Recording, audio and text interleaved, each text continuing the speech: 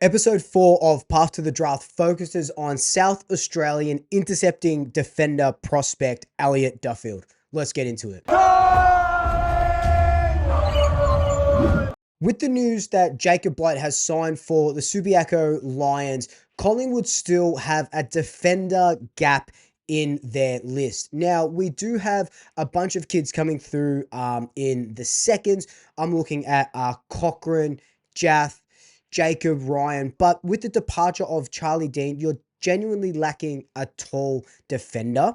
And I think Duffield could fit that bill. Now, Elliott Duffield is 193 centimeter tall player from South Australia. He won't be a top 10 pick, top 15. You're looking at a late second, early third round pick. So kind of fits in with our later picks in the draft. Very much a prospect sort of pick. Will take a couple of years to develop, but I think he could be a really good replacement for, looking at Jeremy Howe, where someone who is an intercepting tall and can use the ball really, really well. We know that in the modern game, if you don't use the ball well, especially if you're a defender coming off, that half back line, and especially with how Collingwood play, you're not going to make it in the AFL. I think Elliott Duffield has all the traits to really make it in the AFL system. Goes inboard to White back through traffic, centering ball. Oh, fantastic fly at the back there.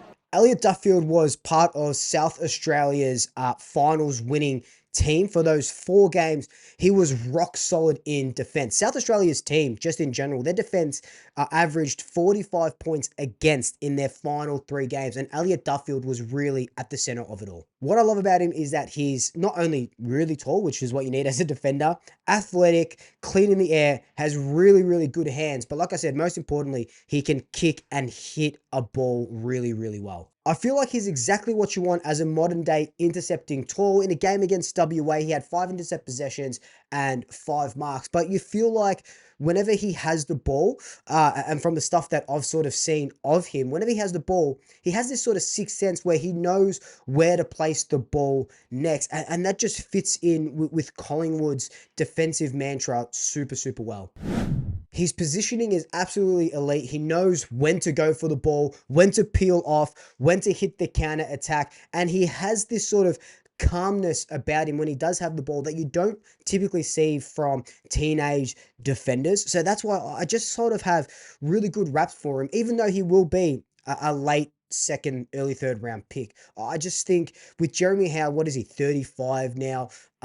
Reef McGuinness, we know he's probably going to take Billy Frampton's full back role. You still need that third defender. And in a couple of years, it could be Duffield, could also be Cochrane, or, I see TJ as more of a halfback flanker than I do as an intercepting tall defender. Another really good thing about Duffield is that he has versatility. He's played as a forward. He's at that sort of height where he can play as a tall mid, which he has played as a tall mid. But more importantly, he's a defender, really good footy IQ, and works well in a system. And we know how much Craig McRae and the coaches love a system-based player. The only knock to him at the moment is just he doesn't have a lot of speed or that sort of endurance, but we've seen, as we learned from the Braden Maynard rewind Path to the Draft video, is that stuff can be worked on, and sometimes you have to take a punt on these kids. Look at these stats, right? So in South Australia, in the under 18s, he averaged 15 disposals at 77%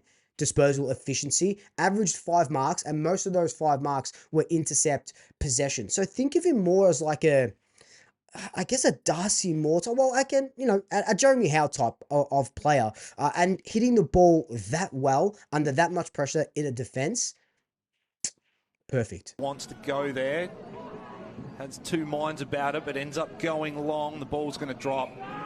Uncontested mark taken there by South as they come out to the near side. Chapman. The other sort of knock on him at the moment, which is probably what you see from a lot of taller players coming through the draft, is his strength. Yes, he can halve contests, but that'll only get better once he develops more muscle, gets a little bit bigger and more reliant on a bigger body. But again, he doesn't have to, or he knows when to half a contest, he knows when to peel off, he knows when to stay back and use the ball well. So I'm not too concerned about that. And strength, we've seen it in so many players coming through our system and just the AFL in general. You can build on that. You don't have to be a big body player like a Braden Maynard straight out of the blocks when you get drafted. That's something you can definitely work on. So how does he fit into Collingwood's system? So under Fly, we know that our defensive system relies on pressure, intercepts, and fast ball movement. And I think Duffield just fits like a glove in that aspect. And what I like about Duffield and from his game is that if he's not killing contests, he's turning intercepts into counterattacks. We know that Collingwood has built their premiership in 2023 and subsequent years on their defensive counterattacks. And when you're hitting players at 77% disposal efficiency, which is higher than some of or most of our defenders, and I know AFL is different to the Sandful and stuff like this, you're going to get those counterattacks, and he's got lots of courage, and I just think his footy IQ is absolutely there to make it as a tall intercept defender. I'm not talking, he's going to be a first or second defender. He's a third defender, and like I mentioned at the start of the video, with no Charlie Dean, and you can have your knocks on Charlie Dean, that's fine. He was good fodder, and he could have been a good third or fourth defender. He just, unfortunately, didn't make it. I think that with Jeremy Howe coming to the end of his career, Duffield can slot in a few years.